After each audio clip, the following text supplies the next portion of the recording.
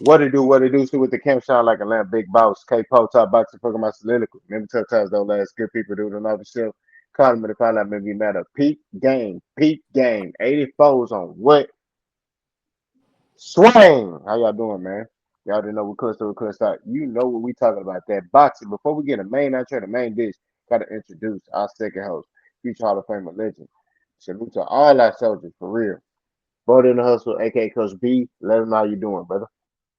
Hey, what it is, family? Y'all heard what the time is. We clutched up, we clutched out. Y'all know what we finna talk about. That boxing, for sure. Let's get straight to it. If God woke you up, He put breath in your body, everything else is extra. Get up, do you, be you, and take care of the fam. With all that being said, I'm gonna pass it back to K-Po. Let's continue the show and go ahead and let them know how we flow. Already. We had a series of fights yesterday.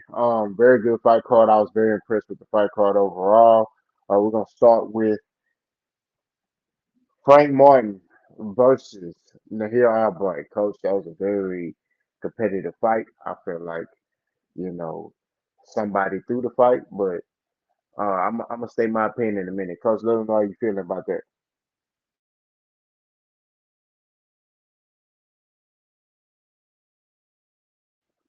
I guess Coach B having some technical difficulties. So look, this is how I feel about Frank Martin versus Nahir Albright.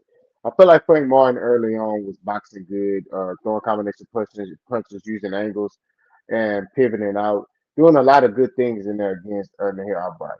But then, like towards the middle rounds, Frank Martin just stop doing those things and start standing in front of the hit outright. I don't understand why he did that.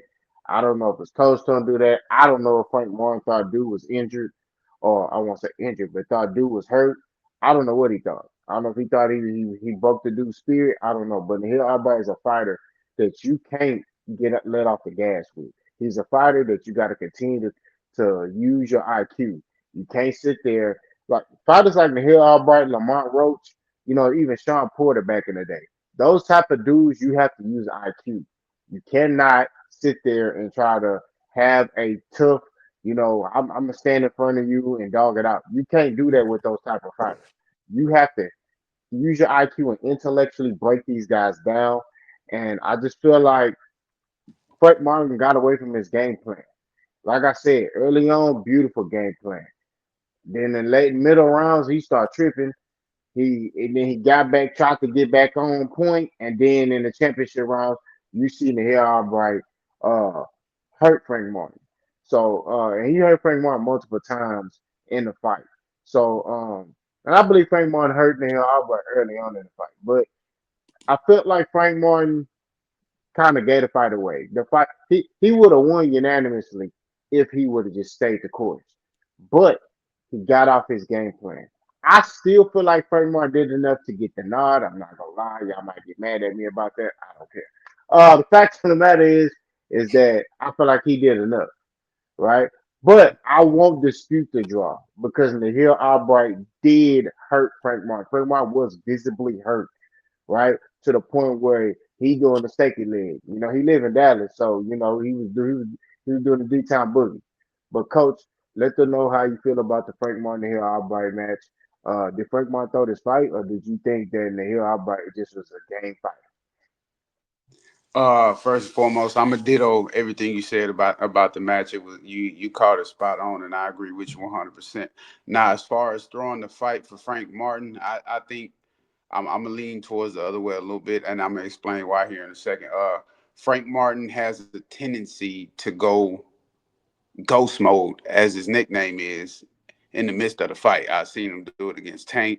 I've seen him do it against Nahir Albright and other fighters. He just tends to go ghost, just like his name says, in the midst of a fight. And sometimes it looks like he almost forgets he's in an actual fight.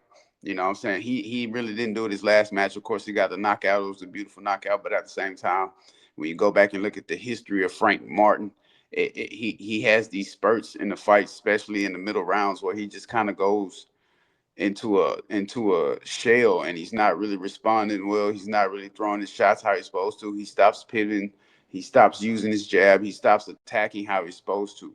and it just kind of hurts him in every fight. But at the same time, again, I would have to lean more towards the fact that's just how Frank Martin is. Now, to add to that, to caveat off of that, Nahir Albright, he's an aqua fighter, and he's been awkward his entire career. A lot of people look at him and think he's a pushover, but no, he's not a pushover. He's just awkward, and everybody knows when you're in the sport of boxing, whether you're amateur, professional, or you just a professional sparring partner, whatever you're doing, even as a coach and trainer, when you're dealing with an awkward fighter, it makes them hard to beat because simply you can't really gauge 100% what their fight plan was or what they're trying to take away or what they're trying to exploit because the awkwardness.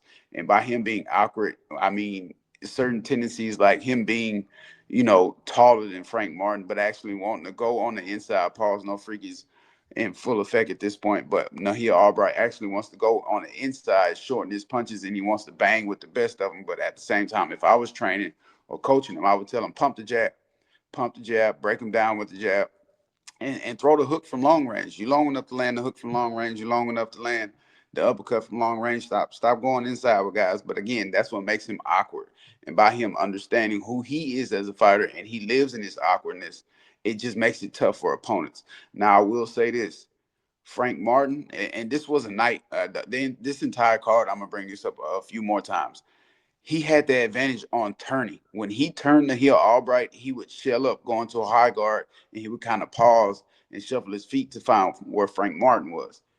Frank Martin wasn't taking advantage. Anytime you have a turn happen in the midst of a match and the guy is in a high guard, that means you have that window. His hands are up and you have that window to just decleat or just knock his jaw off his face. And Frank Martin wasn't shooting. He wasn't throwing pepper shots off of the turn or none of that. And it kind of made me think a little different of him because you're supposed to know that. So he has some mental maturity to go through and adapt to. But at the same time, I'm gonna call it like the judges. I see the draw for sure. Like I said, Frank Martin, he goes ghost in the middle rounds. Nahir Albright, he's an awkward fighter, and that doesn't help either. But at the same time, I'm not gonna say anybody threw it. But at the same time, the judges got it right. It was a draw, in my opinion. Good fight for both of them. I want to see it again. Unfortunately, I wanted Frank Martin and or Nahil Albright to win this fight so they can go on and try to take on Keyshawn Davis, which I feel that was going to happen with one of these two, but it didn't. It is what it is. They need to get in there and get the rematch immediately and move on to the next. Yeah, I agree. Rematch is very, very important for these guys. I saw Frank Martin. I like how he kind of stepped to Tito Mercado. Me and Coach B kind of talked about that the other day, and a lot of fighters need to do that. You know what I'm saying? Mm-hmm. Like they Frank Martin, man, he a stand up dude. He ain't with all the games, all the politics. He like, look, you want to fight me? Cool. Hey, let's fight. I ain't no, I ain't.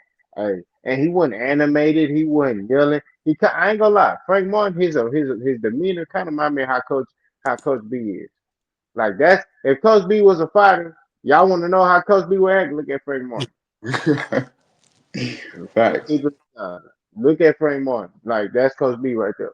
Coach B going straight up and down, no side effect. He gonna be like, hey man, you want to fight me? Cool.